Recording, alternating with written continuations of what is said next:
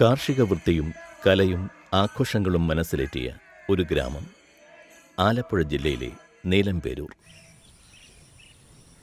താമരപ്പൊയ്കകളും ജലാശയങ്ങളും പാടശേഖരങ്ങളും ചേർന്ന് നീലാകാശം മുഖം നോക്കി നിൽക്കുന്ന ഒരു പ്രദേശം. ഒരുമയുടെ താളവുമായി നീലംപേരൂർ. ഇവിടെയാണ് സവിശേഷമായ ഒരു പടയണിയുടെ പ്രൗഢപാരമ്പര്യം ഇന്നും കെടാതെ കാക്കുന്ന പള്ളി ഭഗവതി ക്ഷേത്രം നിലകൊള്ളുന്നത്. കാളിദാരിക വധത്തിൻ്റെ പുരാവൃത്തമാണ് പടയണിയുടെയും കെട്ടുകാഴ്ചയുടെയും മറ്റ് അനുഷ്ഠാന കലകളുടെയും പ്രമേയം. എന്നാൽ പള്ളി ഭഗവതി ക്ഷേത്രത്തിലെ പൂരം പടയണി പ്രമേയം കൊണ്ട് ഏറെ വ്യത്യസ്തമാണ്.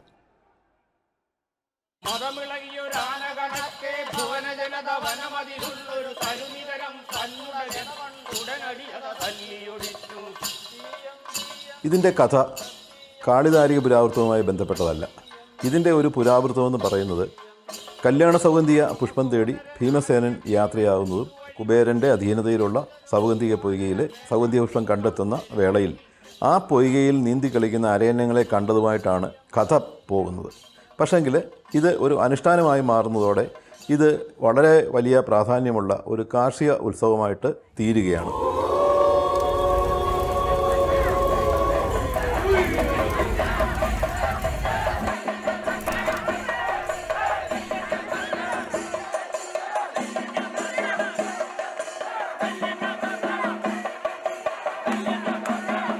ഇതിൽ ഈ കോലങ്ങൾ ഉണ്ടാക്കാൻ ഉപയോഗിക്കുന്ന എല്ലാ വസ്തുക്കളും പാഴ്വസ്തുക്കളെന്ന് കരുതി നാം വലിച്ചെറിയുന്ന വസ്തുക്കളാണ്.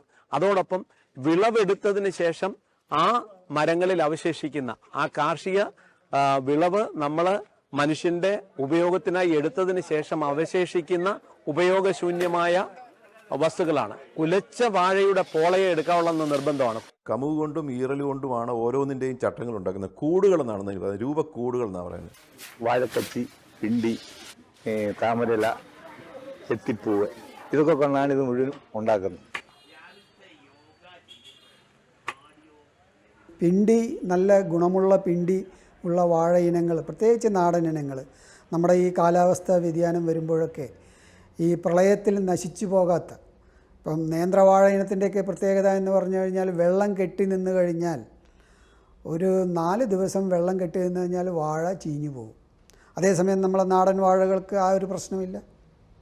അപ്പോൾ അത്തരം നാടൻ വാഴ ഇനങ്ങൾ പ്രചരിപ്പിക്കുക, അതിൻ്റെ നല്ല പിണ്ടികൾ ഇവർക്ക് സമയത്ത് ലഭ്യമാക്കുക, അത് ആ കൂട്ടായ്മ ആ ദേശത്ത് അതിൻ്റെ നല്ല കന്നുകൾ വിതരണം ചെയ്യുക, ഇതൊക്കെ നമ്മൾ ചെയ്യേണ്ട ഒരു കാര്യമാണ് കൃഷി വകുപ്പുമായി സംയോജിപ്പിച്ചുകൊണ്ട്.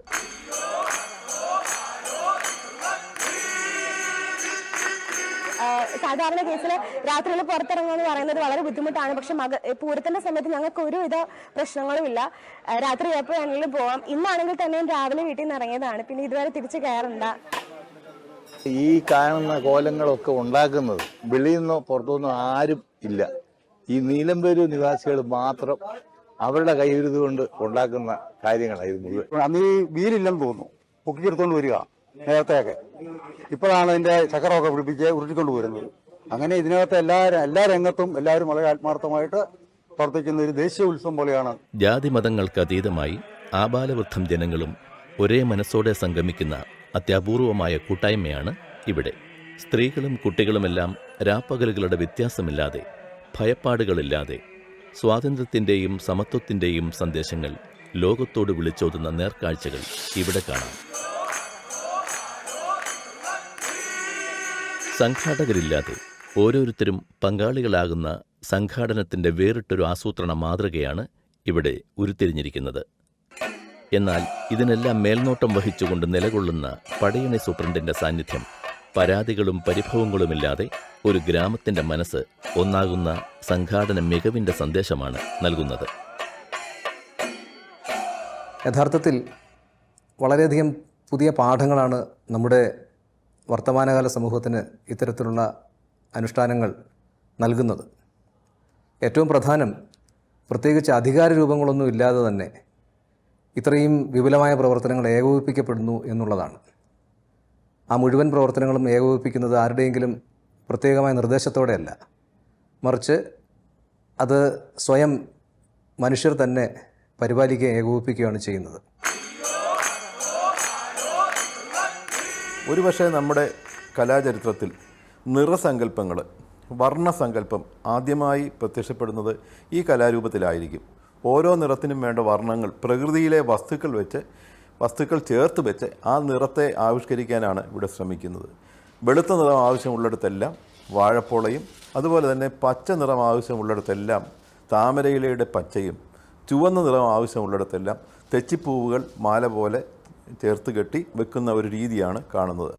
ഈ അതിവർഷം കൊണ്ട് തെച്ചിപ്പൂ കിട്ടാത്തൊരു സാഹചര്യം ഈ നിലമ്പേരൂരുണ്ട് എന്നാണ് ഞാൻ മനസ്സിലാക്കുന്നത്. ഈ തെച്ചി പല ദേശങ്ങളിൽ കേരളത്തിൽ, ഇപ്പം മണൽ പ്രദേശങ്ങളിലെ തെച്ചി നേരത്തെ പൂക്കും, ചളിക്കണ്ടങ്ങളിലെ തെച്ചി വൈകിയേ പൂക്കുള്ളൂ, ചെമ്മണ്ണ് ഉള്ള സ്ഥലത്തെ തെച്ചിയും വൈകിയേ പൂക്കുള്ളൂ. അപ്പോൾ തെച്ചിയുടെ ഒരു വലിയ കളക്ഷൻ തന്നെ, ശേഖരം തന്നെ നമുക്ക് ഉണ്ട്. അപ്പോൾ ആ ശേഖരത്തിൽ നിന്നും ഈ നിലമ്പേരൂർ ദേശവാസികൾക്ക് അനുയോജ്യമായിട്ടുള്ള തെച്ചിപ്പൂക്കൾ, അതിൻ്റെ തൈകൾ, അതൊക്കെ തന്നെ നമുക്ക് വിതരണം ചെയ്ത് അവിടെ എപ്പോഴും പുറം ദേശങ്ങളിൽ നിന്നും തെച്ചിപ്പൂ തേടിപ്പോകേണ്ട ഒരു സാഹചര്യത്തിൽ നിന്നും ആ ദേശക്കാരെ രക്ഷിച്ചെടുക്കാനും നമുക്ക് പറ്റും. അതേപോലെ അവിടെ താമര ഇലകളാണ് ഏറ്റവും കൂടുതലായിട്ട് ഉപയോഗിക്കുന്നത്, താമര മൊട്ടുകളും പൂവുകളുമല്ല. അപ്പോൾ അതും ഒരു വലിയൊരു സന്ദേശമാണ്. കാരണം താമരയുടെ ഇലയ്ക്കും തണ്ടിനും കിഴങ്ങിനും എല്ലാം തന്നെ പാരിസ്ഥിതികമായിട്ട് വലിയൊരു പ്രാധാന്യമുണ്ട്. പ്രകൃതി കനിഞ്ഞു നൽകിയ നിറങ്ങൾ, പാഴ്വസ്തുക്കളുടെ സങ്കലനം, ഇലകളും പൂക്കളും എല്ലാം ചേർന്നൊരു മേളനം, സ്വാഭാവിക ശില്പചാതുരിക്കൊപ്പം അമൂർത്ത രചനാശൈലികളും സമ്മേളിക്കുന്ന കലാവൈഭവത്തിന്റെ പ്രതിഫലനം. വളരെ വലിയ ആർട്ടിസ്റ്റുകളാണ്. ഞാൻ പറഞ്ഞല്ലേ, കഥകളിക്ക് പാരമ്പര്യമുള്ള കലാകാരന്മാരാണ് ഇതിൻ്റെ അവസാന മിനുക്കുപണികളൊക്കെ ചെയ്യുന്നത്. അപ്പോൾ അതിൻ്റെ ഒരു വലിയ പെർഫെക്ഷൻ, ആ എല്ലാ അന്നങ്ങൾക്കും ആ ഒരു പെർഫെക്ഷൻ നമുക്ക് കാണാനായിട്ട് സാധിക്കും. ഇവിടെ കണ്ട ഇപ്പൊ ഈ ആനയായാലും അന്നത്തിന്റെ രൂപങ്ങളായാലും കാണുമ്പോൾ നമ്മൾ അതിനെ ഈശ്വരനെ ഉദ്ദേശിച്ച് നമസ്കരിക്കുമ്പോൾ ശരിക്കും പറഞ്ഞാൽ കലാകാരന്മാരെ കൂടിയാണ് നമ്മളവിടെ തൊഴുന്നത്. മകം പടയണി ദിവസം 2 അന്നങ്ങൾ പ്രത്യക്ഷപ്പെടും. വേല അന്നങ്ങൾ എന്നാണ് അവ അറിയപ്പെടുന്നത്. അത് കൃഷിയുമായിട്ട് ബന്ധപ്പെട്ടോ പിന്നെ ഉത്സവമായിട്ട് ബന്ധപ്പെട്ടോ വേണമെങ്കിൽ ആ വേല അന്നങ്ങൾ നമുക്ക് വ്യാഖ്യാനിക്കാനായിട്ട് സാധിക്കും. അത് ആ പാടമാണ്, അമ്പലത്തിന് മുമ്പിലുള്ള പാടത്ത് തന്നെയാണ് ഇത് ചെയ്യുന്നത്. ഇപ്പോൾ അതൊരു കര പോലെ ആയി, ഇങ്ങനെ വർഷങ്ങളുമുണ്ട്. അവിടെ ഈ വേല അന്നങ്ങൾ വരുന്നു. അവയെല്ലാം ക്ഷേത്രത്തിൻ്റെ കിഴക്ക് വശത്തുള്ള മൈതാനത്ത് മൊത്തം അണിനിരക്കുകയാണ്. അത് വഴിപാടായിട്ട് നേർന്നിരിക്കുന്ന ആൾക്കാർ അതിൻ്റെ അടുക്ക നിൽക്കും. അവയെല്ലാം തന്നെ ഒരു വലിയ പാടത്ത്, അല്ലെങ്കിൽ ഈ വലിയ ഒരു ജലാശയത്തിൽ ഈ അന്നങ്ങൾ വന്ന് നിൽക്കുന്ന പോലെയുള്ളൊരു തോന്നലാണ് നമുക്ക്. അതൊക്കെയാണ് അതിൻ്റെ ഒരു കാഴ്ചകൾ.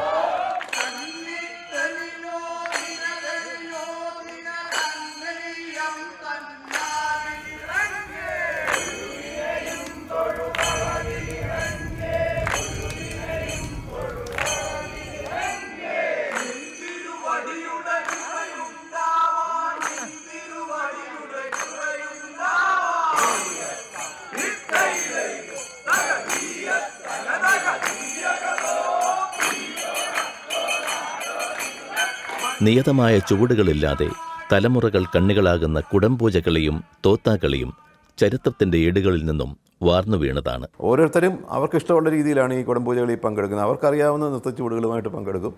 അതിനുശേഷം ഈ പള്ളിബാണ പെരുമാളുടെ സ്മാരകത്തിലേക്ക് പോയി അനുവാദം വാങ്ങിച്ച് തോത്താകളി ആരംഭിക്കും.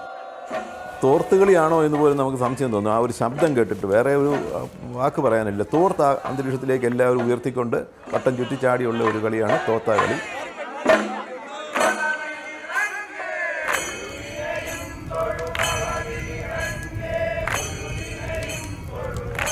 പാടിപ്പതിഞ്ഞ പാട്ടുകൾ തനിമ ചോരാതെ ഇന്നും ഇവരുടെ ഹൃദയവികാരമാകുന്നു. മൂലക്കിഴങ്ങിന് മൂന്നല്ലോ വള്ളി, മൂലത്തിലൊക്കെ പടർന്നുള്ള വള്ളി, വള്ളിക്ക് ചുറ്റുകൾ 6 കേട്ടോ, ചുറ്റുകൾ 6 കിടന്നങ്ങ് ചെന്നാൽ 1000 ഇതളുള്ള താമര കാണാം. നിലമുഴുന്ന മനുഷ്യൻ പാടുന്ന പാട്ട് കൊണ്ടുപോകുന്നത് ആധ്യാത്മിക സത്തയുടെ അങ്ങേയറ്റത്തേക്കാണ്. അപ്പോൾ ശരിക്കും അധ്വാനവും മണ്ണും ആ മണ്ണിൽ നിന്നും ഊർകൊള്ളുന്ന ആശയങ്ങളും എല്ലാം കൂടി ചേർന്നാണ് പടയണി. അതായത് മനുഷ്യാധ്വാനവും കലയും ആധ്യാത്മികതയും ഇത്ര സമഞ്ജസമായി സമ്മേളിക്കുന്ന മറ്റൊരു ഉത്സവം ഇല്ലെന്ന് തന്നെ പറയാം. നമ്മൾ പറഞ്ഞല്ലോ, കാർഷിക വൃത്തിയെ ഇത്രയധികം സംരക്ഷിക്കുന്ന ഈ രീതിയിലെ ജലം സംരക്ഷിക്കുന്നതിനും അതുപോലെ തന്നെ നമ്മുടെ കാർഷിക വിളകൾ നിലനിർത്തുന്നതിനും രഹസ്യമായിട്ട് ഈ വിശ്വാസത്തിൻ്റെ പിന്നിൽ നമ്മുടെ പിൻഗാമികൾ ഒളിപ്പിച്ചു വെച്ച ഒരു ഉത്സവ തന്ത്രം ഇതിൽ വളരെ വ്യക്തമായിട്ട് നമുക്ക് കാണാനായിട്ട് സാധിക്കും. ദേശവാസികളുടെ ഈ അന്നം കാഴ്ചകൾ പരമാവധി പൊലിപ്പിച്ച് നിർത്താനും അത് ആ ദേശക്കാർക്ക് ഉള്ളൊരു സഹായമാക്കി മാറ്റാനും നമ്മുടെ സ്ഥാപനങ്ങൾക്ക്, പ്രത്യേകിച്ച് കാർഷിക സർവകലാശാലയ്ക്കും അവിടെ ഒരു പങ്കുവഹിക്കാനുണ്ട് എന്നുള്ളതാണ്. ഒരർത്ഥത്തിൽ ഇത്തരം മതനിരപേക്ഷമായ ആചാരങ്ങളും അനുഷ്ഠാനങ്ങളും ഉത്സവങ്ങളുമൊക്കെ നമ്മുടെ സംസ്കാരത്തിൻ്റെ മഹത്വത്തിൻ്റെ ഉത്തമമായ ഉദാഹരണങ്ങളാണ്. അതുകൊണ്ട് തന്നെ അവ സംരക്ഷിക്കേണ്ടതും നമ്മുടെ ബാധ്യതയാണ്.